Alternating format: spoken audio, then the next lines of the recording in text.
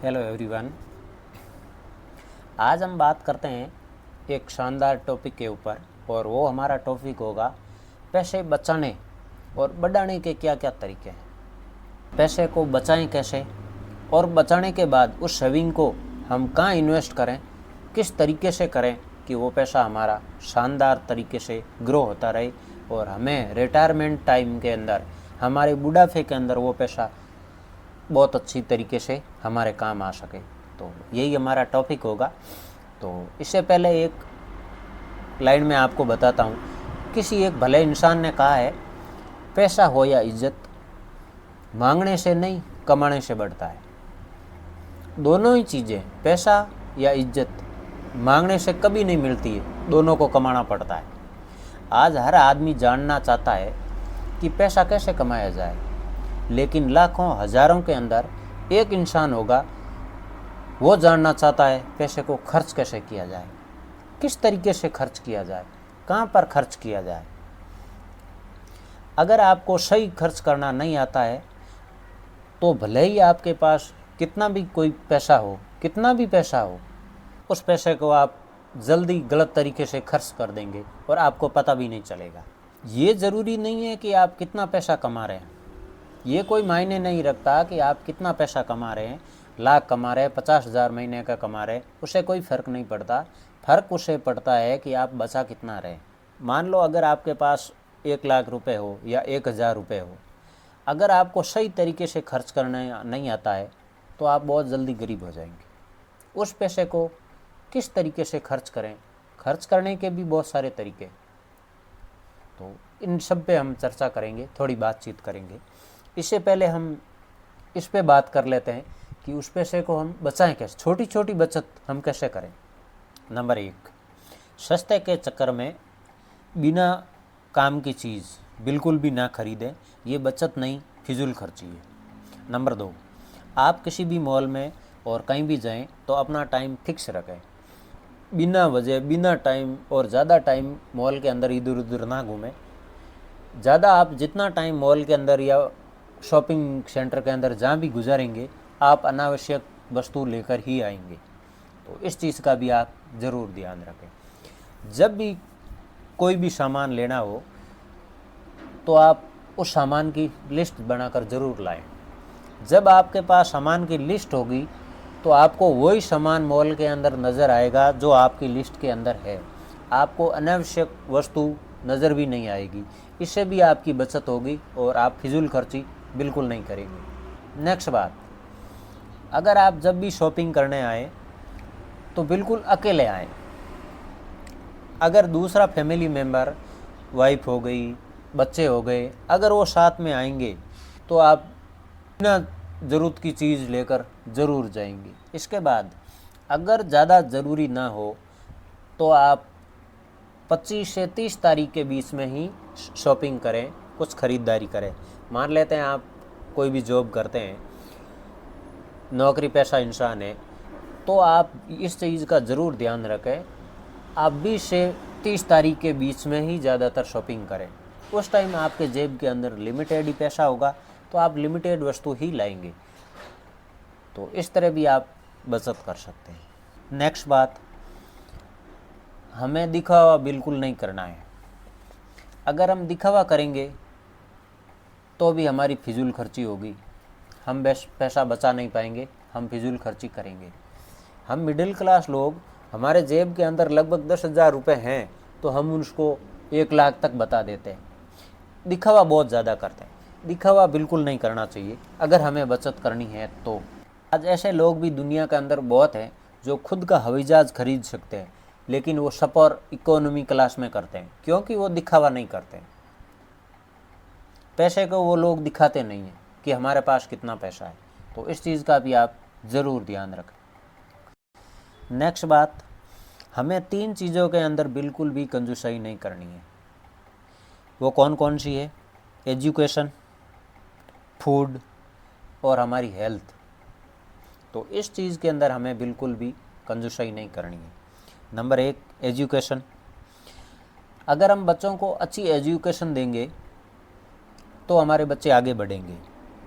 और अगर एजुकेशन का स्तर नीचा रखेंगे, उसके अंदर अगर हम कंजूसाई करेंगे तो हम जीवन भर अज्ञानी बने रहेंगे। तो एजुकेशन के आपके अंदर बिल्कुल भी कंजूसाई नहीं करें। Number 2, food. खाने का आइटम कोई भी हो, आप अच्छी क्वालिटी का खाएं, फल फ्रूट खाएं, जो भी आपको मनपसंद हो और अच्छी क्वालिटी का खाएं, उसके अंदर बिल्कुल भी कंजूसाई नहीं करें। अगर इसके अंदर आप कंजूसाई करेंगे तो आपका स्वास्थ्य बिगड़ जाएगा। मैं ये नहीं कह रहा हूँ कि आप फास्ट फूड जाएं, उसके अंदर बहुत ज़्यादा पैसे लगाएं, मार्केट से कुछ भी चीज़ खाएं, उसके अंदर पैसे अथाक फूंकें, ये नहीं कह रहा हूँ। आप जो भी आपको, हाँ ये चीज़ के अंदर मिलावट नहीं है, उसका कितना भी पैसा लगे आप बनाकर खा सकते हैं, उस चीज़ के अंदर आप ज़रूर ध्यान रखें। अगर स्वास्थ्य का ध्यान नहीं रखेंगे, स्वास्थ्य के अंदर अच्छी चीज़ का हम इस्तेमाल नहीं करेंगे तो बीमार पड़ जाएंगे। और फिर हॉस्पिटल तो आपको पता ही है, सारी सेविंग एक बार में ही ख़त्म कर देता है, हॉस्पिटल का बिल बहुत बड़ा होता है। तो इस चीज़ का आप ज़रूर ध्यान रखें। Number 3, health. अगर आपके घर के अंदर जो भी है, जैसे हम हो या जो भी घर का मैनेजमेंट देखता हो, उस इंसान का हेल्थ का बहुत ज़्यादा ध्यान रहना चाहिए। वो इंसान को हेल्थ कवर इंश्योरेंस, जिसे हम टर्म इंश्योरेंस बोलते हैं, वो उसका ज़रूर होना चाहिए। क्योंकि जिस आदमी की पूरे घर के ऊपर पूरे घर की सदस्यों की जवाबदारी जिम्मेवारी होती है, उस इंसान का टर्म इंश्योरेंस हमें ज़रूर लेना चाहिए। तो टर्म इंश्योरेंस कोई ज़्यादा पैसा नहीं लगता है, तो ये टर्म इंश्योरेंस हमें ज़रूर रखना चाहिए, ज़रूर हमारा करवाना चाहिए। अगर अच्छा टर्म इंश्योरेंस है तो टर्म इंश्योरेंस हमारी फैमिली के फाइनेंशियल जो भी क्रैश आएगा उसको वो बचा लेता है, वो उसको कवर कर लेता है। तो इस चीज़ का आप ज़रूर ध्यान रखें कि टर्म इंश्योरेंस, अच्छा सा हेल्थ इंश्योरेंस होना बहुत ज़्यादा ज़रूरी है। पैसों की आज के टाइम के अंदर बहुत ज़्यादा वैल्यू होती है।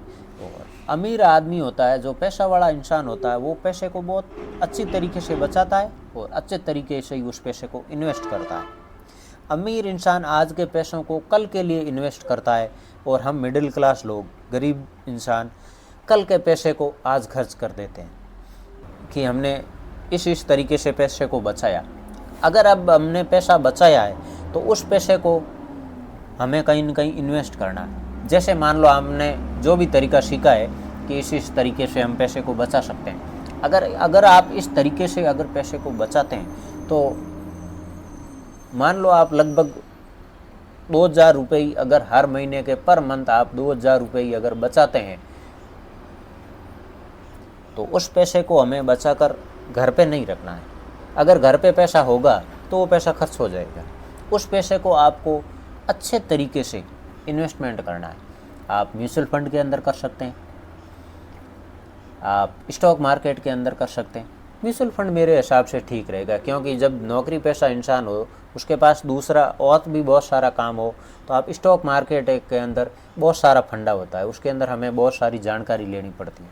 तो म्यूचुअल फंड सेफ है, उसके अंदर कोई दिक्कत नहीं है। आप अच्छे से फाइनेंशियल एडवाइज़र से सलाह लेकर आप महीने का 2000 रुपये जो हम बचा रहे हैं, आज के टाइम में जो बचा रहे हैं, आप उनको इन्वेस्ट कर सकते हैं। तो आइए जानते हैं हम उस 2000 रुपये इन्वेस्ट करने से आप उस पैसे को अगर 30 साल की उम्र से अगर ये सेविंग करनी चालू कर देंगे, 2000 रुपये बचाना चालू कर देंगे, तो आप यकीन मानिए 60 साल की जब आपकी उम्र हो जाएगी, आप रिटायरमेंट हो जाएंगे, आप बुज़ुर्ग हो जाएंगे, आपसे पैसा कमाया नहीं जाएगा, उस टाइम शरीर भी साथ नहीं देगा, तो उस टाइम वो पैसा कितना ग्रो होगा, आपकी कल्पना से भी बाहर है। तो आइए जानते हैं वो पैसा किस तरह ग्रो होगा और कितना होगा। तो ये मैंने ले लिया SIP कैलकुलेटर। तो ये हो गई हमारी 2000 मंथली SIP, हम 2000 रुपये बचा रहे हैं और उसको इन्वेस्ट कर रहे हैं म्यूचुअल फंड के अंदर। ये मंथली SIP होगी हमारी। और हम मान लेते हैं कि वो लगभग म्यूचुअल फंड के अंदर, अच्छे से फंड के अंदर अगर हम इन्वेस्ट करते हैं तो कुछ फंड तो ऐसे हैं वो 15 से 20% का भी रिटर्न देते हैं, कुछ फंड 10-12 का भी देते हैं। तो हमने मीडियम 12% का रिटर्न मान लिया और हम इसको 35 साल के लिए इन्वेस्ट करेंगे। 35 साल तक अगर आप बचाते हैं 2000 रुपये ही आप यकीन मानिए कितना पैसा होगा। ये अपने सारे भर लिए, 35 साल भर लिया, 12% भर लिया और हम इसको कैलकुलेट कर देते हैं। अब आप देखो कैलकुलेट के अंदर कितना आया। हम टोटल 35 साल के अंदर ये पैसा भर रहे हैं। हमने 35 साल के अंदर लगभग 8,40,000 रुपये भरा है और वो पैसा हमारा इन्वेस्टमेंट, ये हमें रिटर्न मिल गया टोटल 1,29,90,000 रुपये होते हैं वो। अगर आप कोई भी जॉब करते हैं, कोई भी कितनी भी बड़ी, तो रिटायरमेंट फंड भी इतना नहीं होता है। सिर्फ 2,000 रुपये की आपकी मंथली बचत है। इसे कहते हैं कंपाउंडिंग और पावर ऑफ कंपाउंडिंग। तो कंपाउंडिंग के अंदर बहुत सारा पावर होता है। तो ये कोई हवा में बात नहीं है, ये कैलकुलेटर है और ये कैलकुलेटर आप कहीं से भी गूगल से सर्च कर सकते हैं। इसके अंदर ये अमाउंट डालकर 35 साल के अंदर 2,000 रुपये। तो ये SIP कैलकुलेटर है। आप अपने फ़ोन में इसको इंस्टॉल करके भी ऐसे करके आप डिटेल डाल के कैलकुलेट कर सकते हैं। और ये हुआ कैसे, इसके अंदर हम डिटेल भी देख लेते हैं। ये इसकी डिटेल है। अब आप देख सकते हैं अगर 2,000 रुपये हुए तो महीने के अगर 2,000 रुपये होते हैं तो एक साल के हमारे हो गए 24,000 रुपये। ये पहली साल के 24,000 रुपये हो गए और ये हमें इसके ऊपर रिटर्न मिल गया और टोटल अमाउंट हो गया हमारा एक साल का 25,619 रुपये। दूसरी साल ये 25,000 रुपये, 24,000 रुपये तो हमारी बचत के हो गए जो हमने हर महीने किया और 25,619 ये भी इसके साथ शामिल हो गया। तो हमारा रिटर्न हो गया दूसरी साल का 8,600 रुपये और टोटल अमाउंट बन गया 54,486 रुपये। ये जब ये पैसा है ना, ये जो हमें रिटर्न मिल रहा है, ये टोटल अमाउंट प्लस पिछला बैलेंस दोनों को मिला के होता है। और ये पैसा बहुत जल्दी और बहुत तेज़ी से ग्रो करता है। अभी आप देख सकते हैं ये हो गया हमारी 10वीं साल के अंदर। आप पैसा देखो, पैसा हम 24,000 ही बचा रहे, लेकिन यहाँ पैसा हमारा 4.5 लाख रुपए तक चला गया। तो ये बचत, ये छोटी छोटी बचत, इसके अंदर बहुत ज़्यादा पावर होता है। हम फिजूल खर्ची जो करते हैं ना, वो हमें ही लेकर डूबती है। तो आप 35वीं साल देख सकते हैं, देखो आप कितना पैसा हुआ।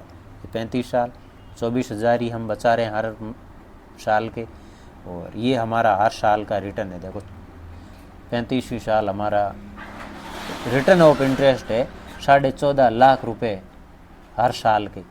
देखो आप 34वीं साल में भी ये था। ये हर साल ये पैसा हमारा इस तरह ग्रो हो रहा है और 35 साल जब हो जाएंगे ना, उस समय 1,29,90,000 रुपये लगभग ये पैसा बनेगा। तो इस तरह आप अच्छी सी सेविंग भी कर सकते हैं। बचत बहुत ज़्यादा ज़रूरी है।